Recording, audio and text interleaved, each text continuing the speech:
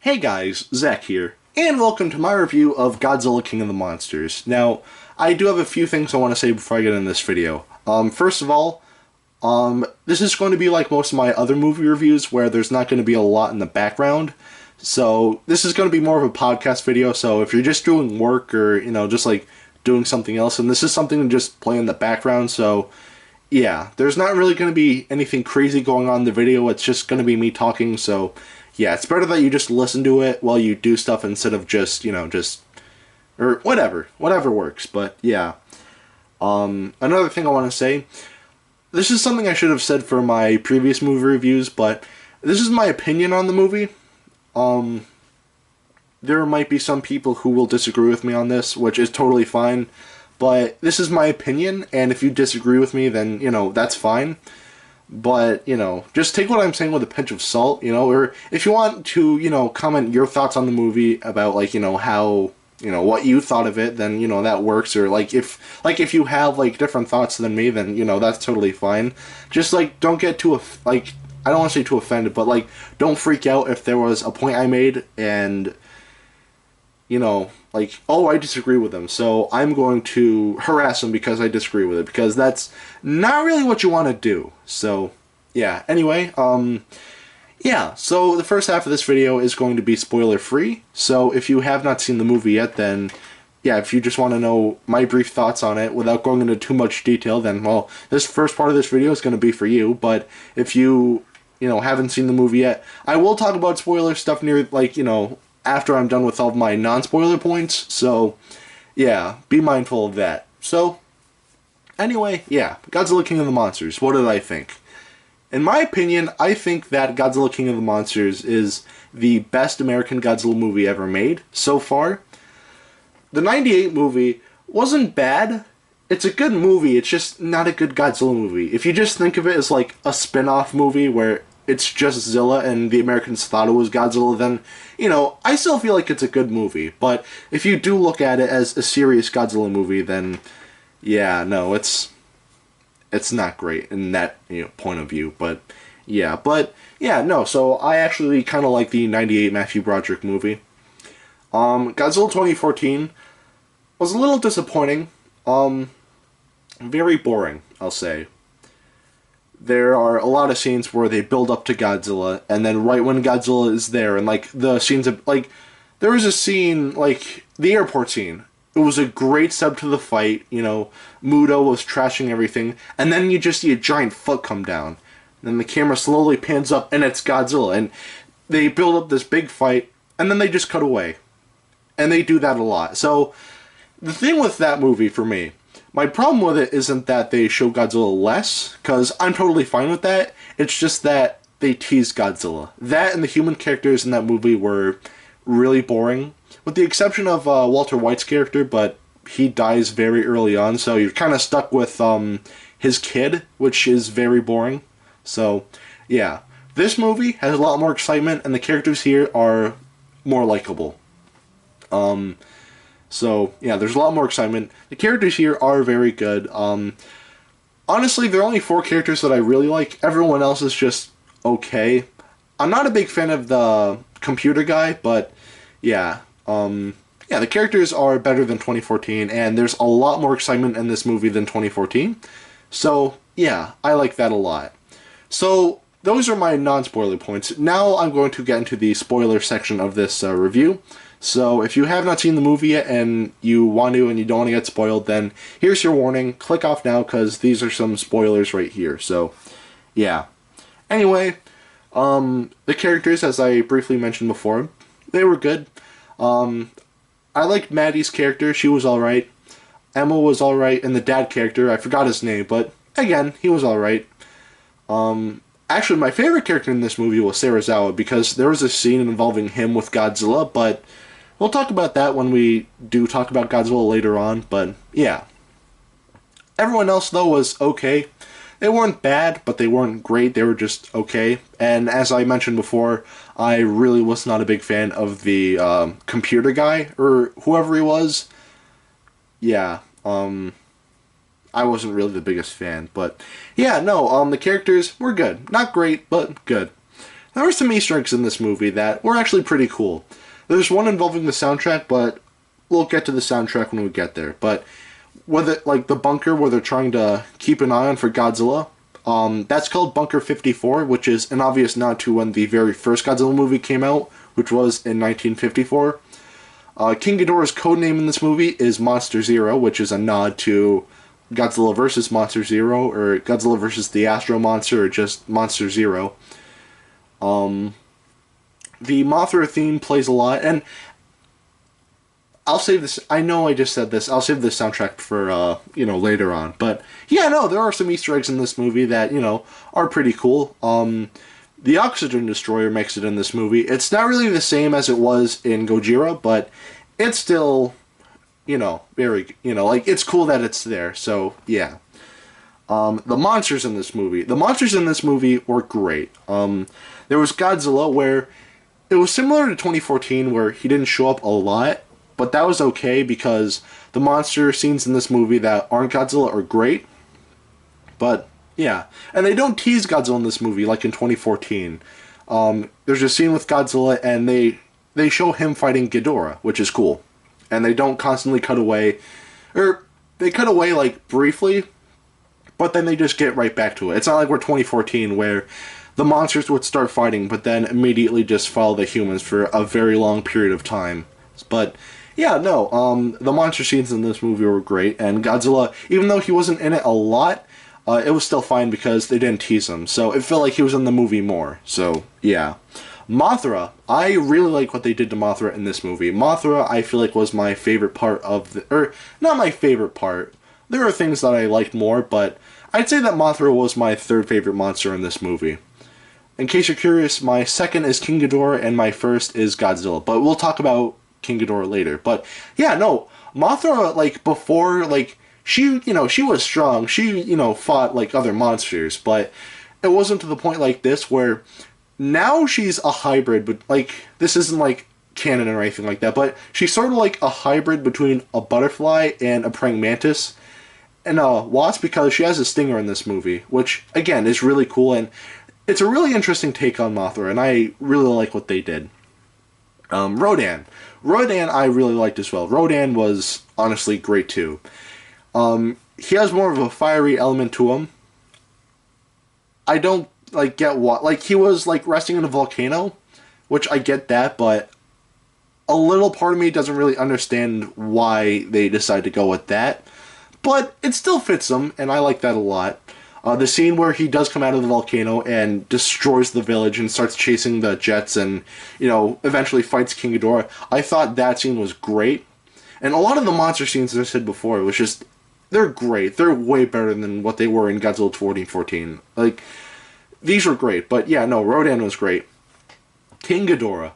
King Ghidorah was incredible. I absolutely loved what they did with King Ghidorah. When I first saw the trailers back in the first trailer back in 2018, I thought, alright, King Ghidorah's just, he's gonna be King Ghidorah. But they actually do some things with King Ghidorah that's new, and it's really cool. So, one thing I really like about King Ghidorah is that each head has a personality. In the previous movies, each head had the same personality, and they just thought the same thing.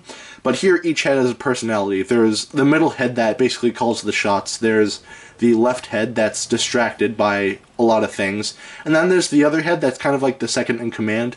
And I actually really like that a lot. They kind of gave King Ghidorah a lot more personality than he used to. And I'm not saying he didn't have any personality before, but he has more so here. He's an alien in this movie. At first, I thought they were going to go with the GMK approach, that he was actually on this Earth for millions of years, and I wasn't really too excited about that, but they do state that he came from space, which I like, so yeah. I like the concept of King Ghidorah being an alien, instead of just something that was on Earth for millions of years, because that's one thing I really don't like about GMK. I love GMK, don't get me wrong, but the Guardian monsters, don't make sense. Baragon makes sense, but Mothra and King Ghidorah don't, especially King Ghidorah, because he should be the bad guy, not really the good guy. And Godzilla, to me, I'd say he's neutral. He's not a good guy, but he's not a bad guy either. In some movies, yeah, he is a bad guy, but in other movies, he's neutral, So, yeah. So King Ghidorah's an alien in this movie, and I like that.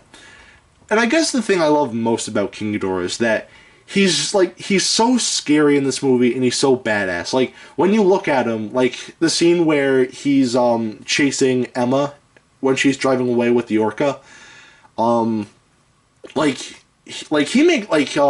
looks very intimidating at times, and it's actually really cool. Like, almost unsettling, and that's great. I love that. King Ghidorah, someone said this, King Ghidorah is pretty much like Godzilla's Joker, which I agree with completely. And King Ghidorah is, like, I loved him a lot in Godzilla vs. King Ghidorah, but I feel like in this movie, he's, like, way cooler, and I love that. Then there's a scene where one of his heads get torn off by Godzilla, but he immediately just grows it back in the next scene, which, again, is really cool. And, yeah, King Ghidorah in this movie is just great, and he's just awesome, and easily my second favorite monster in this movie. My first, obviously, being Godzilla, but, yeah, no, King Ghidorah is great in this movie. There were other monsters in this movie.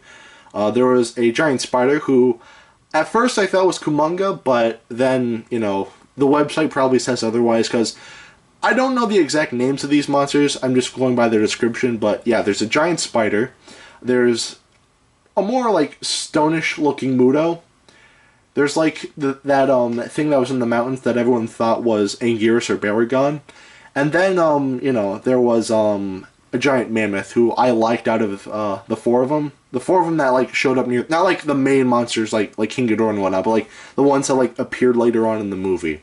So, yeah, in terms of design, because, yeah, most of them to me are just kind of, but I like the mammoth, so, yeah.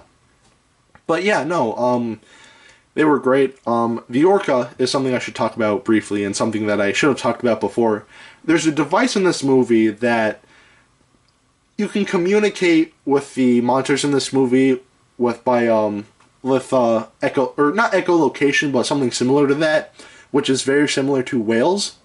Also, I just heard that whistle. Sorry about that, but yeah, no, kind of like whales where they use echolocation to, like, communicate with each other. So yeah, they kind of use that, and that's kind of like the main focus of this movie. Again, that's something that I probably should have brought up before, so I do apologize for not bringing that up now. But to me, it set off the plot, so I don't know. Yeah, I wasn't really too big on the orca. It was just a reason for the monsters to show up, in my opinion, but yeah. So, yeah, that's pretty much it for the orca. The soundtrack of this movie was great. I absolutely love the soundtrack of this movie. There's a bit of Godzilla theme in there, but there's also a bit of new stuff as well, which sounds really nice. Now, when I pre-ordered the soundtrack on iTunes and I listened to it, I was kind of afraid that, like, the whole movie was going to be kind of like a tribal thing, kind of like with Kong Skull Island, but thankfully I was wrong, because there was a lot of, you hear a lot of the tribal chanting in some of the tracks of this movie, which sounds great, and a little part of me thought, alright, so it's going to be a tribal movie like Kong Skull Island, whatever, I don't care, but I was wrong, thankfully. It was, it wasn't, focused in a city, but it wasn't as tribal. There was some stuff that, described, like, that went over the history of Godzilla and whatnot, but yeah, it wasn't, nothing but tribal stuff, like with Kong Skull Island. And it works with it works with Kong Skull Island, the whole tribal thing, but to me, not so much with Godzilla. And that's something else that I don't really get with Godzilla 2014. This is just kind of a side note. At the end of the movie, they, like, respect him, like, yo, Godzilla saved our city, that's cool. Well, he destroyed your city, so is that really a win? You shouldn't be happy with him, you should just be angry with him. So, yeah, and they do kind of address that in this movie, because Godzilla killed, the son of Emma and the father character, whose name was Andrew. They don't really show that on screen, or they don't really go into detail of, like, how it happened, which I guess is one thing that I wasn't really too big on, but he was, another, like, bringing him up, he was another, like, big part of the movie. And again, some stuff that I probably should have brought up before, which, again, I'm sorry about that. I'm sorry if this review is kind of sloppy, but yeah, no, going back to the soundtrack, it's great. The Mothra theme appeared a couple times, and of course there's the traditional Godzilla theme by Akira Fukube, I think his name is. Forgive me if I got that wrong, but yeah, no, the stuff that's there is great. And there's even a little Hiro Nakajima, sorry, stutters. There's a Hiro Nakajima memorial in the credits, which I actually really liked. But I think the best track in this movie for me, hands down, I think was the remix of the Blue Oyster Cult Godzilla song, which I loved as a kid. I just had my dad play that for me all the time. I loved that song. And hearing that song remixed in this movie, again, was just great. I wasn't expecting that, but again, it was just great. As I said a couple seconds ago, there were some after credits things. There was there was a little memorial for Hiro Nakajima and some of the other actors for the original Godzilla movies, which, again, I liked that a lot. And then there was an after credits scene where, basically, in this movie, Ghidorah gets eradicated. Godzilla just blows him up completely, and the only thing left is his head. And the bad guys in the movie, it's implied that they're going to take the head and they're going to do something with it. In my theater, really quick, in my theater, a lot of people were talking while I was watching the movie, so I was kind of like, alright, whatever. But they were talking about, like, oh, it's going to be Mecha King Ghidorah. It's Mecha King Ghidorah. It can't be anything else. It's going to be Mecha King Ghidorah, which I disagree. Before, we kind of saw his head, we kind of saw him regenerate his head. So, yeah, I feel like, it's not going to be Mecha King Ghidorah. I feel like it's going to be a stronger version of King Ghidorah, which, yeah, that'll be cool, but, yeah. But, yeah, that's pretty much it for that. And I guess one other thing that I love about this movie, when I saw it for the first time, I wasn't crazy about it. Before, I kind of gave it, like, a 6.5 or a 7. Now I think I can give this movie a 7.5, because I really like this movie. There's a lot of excitement. The human characters in this movie are better than 2014. Excuse me. Still not great, but, still good. And I think, this is more like, more of like a personal thing. But my last day of high school was on the 29th of May.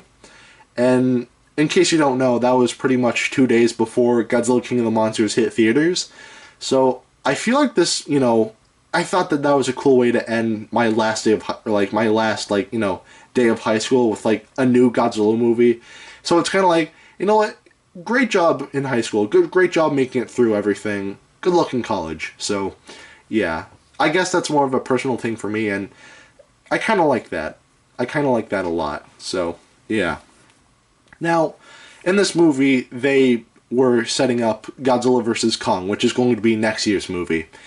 And my thoughts on it, I'm very excited. When they announced that back in 2016, I was ecstatic because, we're getting another, version, we're getting another Godzilla vs. Kong movie, because the first one in 1962 was great. It was great, don't get me wrong. I love that movie. It's been a while since I've seen it, though, because I remember I tried watching it sometime in March. I wanted to watch it before I got my NECA 1962 figure, but unfortunately mine was a UK disc, so it didn't really work on my Xbox, so yeah. So I didn't really get to watch it then, but I remember liking it a lot, and it's actually really cool that we're, getting, not a sequel, I wouldn't say a remake either, but a rematch of sorts, so yeah. Because in that movie, there wasn't a definitive winner, the 1962 movie. They just kind of fell in the ocean, and Kong just kind of swam away. Godzilla didn't die or anything, and it was just kind of, disappointing. I want, a better conclusion. Maybe, with that head, for the after credits scene. Maybe, Kong and Godzilla, they're gonna fight, and King Ghidorah, he's gonna appear, and then Kong and Godzilla are gonna have to team up to stop him. Because he's going to be stronger than ever now. So I feel like that might be it. So, yeah. But do I have hopes for Godzilla vs. Kong? I do have one thing. I would like more Godzilla. I know I said in this video that even though Godzilla didn't show up in the movie a lot, I feel like it still kind of made up for it in, the other monsters like Rodan and Ghidorah, which were great, don't get me wrong, but I feel like more Godzilla scenes would be good. I don't want, the last 10 minutes to be the fight. I want like kind of like a brief rematch in the start, but then kind of have like a bigger fight towards the end, and then maybe like, you know, once like you think, oh, how can this fight get any crazier? That's when King Ghidorah comes in, and then they have to team up. I feel like that'd be cool, but then again, there wouldn't be a definitive winner, so I don't know. But all I'm hoping for is just more Godzilla in the next movie. So yeah. Anyway, that was pretty much my entire opinion or my thoughts on Godzilla King of the Monsters. Please let me know what you thought in the comments below. I'm sorry if this review was a little sloppy. There were some things that I kind of wish I brought up in the beginning, or near the beginning of this video, I should say, but yeah. But anyway, yeah, that's pretty much it for today. Have a great rest of your week, and I will see you in the next video. Peace, Zach out.